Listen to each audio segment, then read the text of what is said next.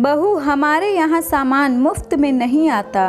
पिछले भाग में आपने सुना कि नमिता द्वारा उसकी बहन विदेही के हाथ में 500 रुपए देने पर घर में माया जी हंगामा खड़ा कर देती हैं। शाम को उदय के आने पर बात करने की बात कहकर वो मुंह फुलाए ही कमरे में बैठी रहती हैं।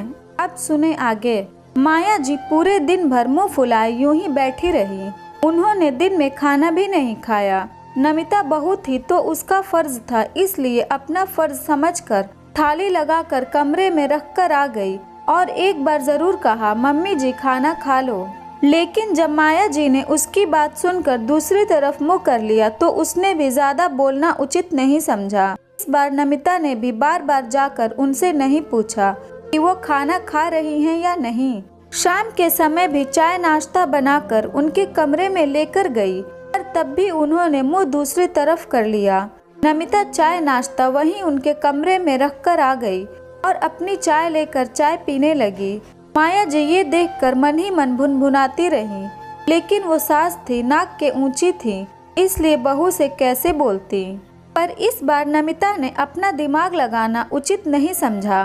दोपहर का खाना, चाय नाश्ता सब कुछ उनके कमरे में रखकर आई। एक बार जरूर बोला, पर ज्यादा नोहरे नहीं खाए। जब उनकी बेटी को ही इस चीज से फर्क नहीं पड़ रहा तो फिर वह तो बहू थी। खैर पूरा दिन ऐसे ही निकल गया। रात को जब उदय और रमन जी आए तो माया जी मुंह फुलाए हॉल में आकर बैठ गई। रमन जी और उदय हाथ मुंह धोकर बाहर हॉल में लगी डाइनिंग टेबल पर आकर बैठ गए और नमिता को आवाज लगाते हुए बोले, अरे बहू फटाफट से खाना लगा दो, बहुत जोर से भूख लग रही है। नमिता ने भी गर्मा गर्म रोटियां सेक कर उदय और रमन जी के लिए खाना लगा दिया। अभी रमन जी ने एक निवाला मुंह में ही लिया था कि माया जी अपने घड़ियाली आंसू बहाते हुए जोर से बोली, किसी को मेरी परवाह ही नहीं है, सबको सिर्फ अपनी भूख मिटाने से मतलब है। अभी मेरी ये कद्र है तो भला आगे तो क्या उम्मीद करूं। मैंने सुबह से सिर्फ नाश्ता किया है, मेरी भूख किसी को नहीं दिखती। अरे बहू तो फिर भी दूसरे घर से आई है। इस घर के सदस्यों के लिए मैंने अपनी पूरी जवानी स्वाहा कर दी, उन्हें ही मेरी परवाह नहीं। रमन जी का हाथ खाना खाते खाते ही रुक गया। वहीं उदय इशारे से नमिता से पूछने लगा कि आखिर क्या बात है। नमिता ने भी इशारे से ही बोल दिया कि इन्हीं से पूछ लो। तभी रमन जी ने पूछा, अरे क्या बात है श्रीमती जी, क्यों परेशान हो रही हो और खाना क्यों नहीं खाया? जब तक मैं बोलूंगी नहीं तुम लोगों को मेरी परवाह नहीं।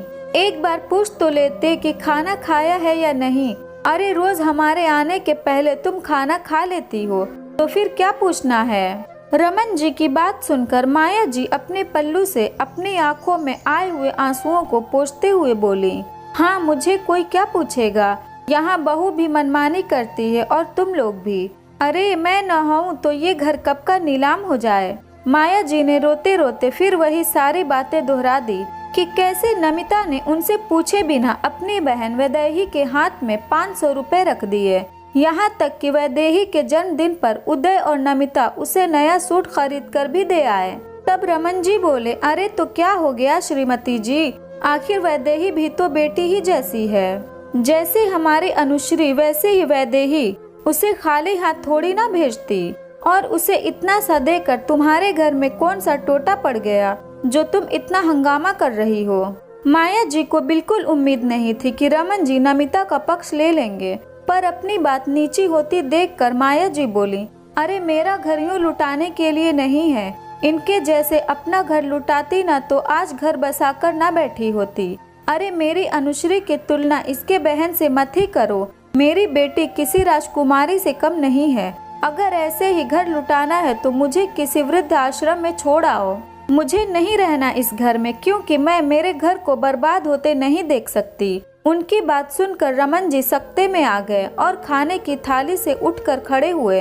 अरे कैसी बात कर रही हो तुम, छोटी सी बात को रबड़ की तरह क्यों खींच रही हो। आखिर नमिता भी इस घर की बहू है, इस परिवार की ही सदस्य है। फिर यह हरकत क्यों, मुझे नहीं पता, पर मेरे घर में इसकी मनमानी नहीं चलेगी। ये घर मेरा है, इसका नहीं। ये मायके से नहीं लाई थी इस घर को। मेरा घर इसकी बहन बेटियों पर लुटाने के लिए नहीं है। कह दिया जो कह दिया, बस कहकर माया जी अपने कमरे में चली गईं। रमन जी ने अपने सिर पर हाथ रख लिया। उदय को तो कुछ समझ ही नहीं आ रहा था कि आखिर कहे क्या। इतनी छोटी सी बात को माया जी पकड़ लेंगी, इसकी उम्मीद उसे बिल्कुल भी नहीं थी। नमिता ने रमन जी को परेशान होता देखकर कहा, पापा जी आप परेशान ना हो, आप मम्मी जी को खाना खाने के लिए कहिए। आगे से मैं सोच समझ कर ही कदम उठाऊंगी। पर बहू ये तो सरासर मनमानी है, यूँ जबरदस्ती किसी को बांध कर तो नहीं रखा जा सकता।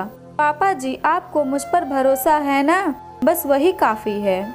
और रही बात मम्मी जी को समझाने की, तो अब मुझे इतना तो समझ में आ गया है कि उन्हें यह बात कैसे समझाई जाए। मैं यह बात उन्हें जरूर समझाऊंगी, वो भी बड़े प्यार से, पर लड़ झगड़ कर नहीं। आखिर बहू तुम्हारे मन में क्या चल रहा है?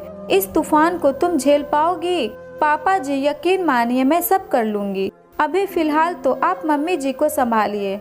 नमिता के आश्वासन देने के बाद रमन जी माया जी के पास कमरे में चले गए। उदय नमिता के पास आकर खड़ा होकर उसे देखने लगा।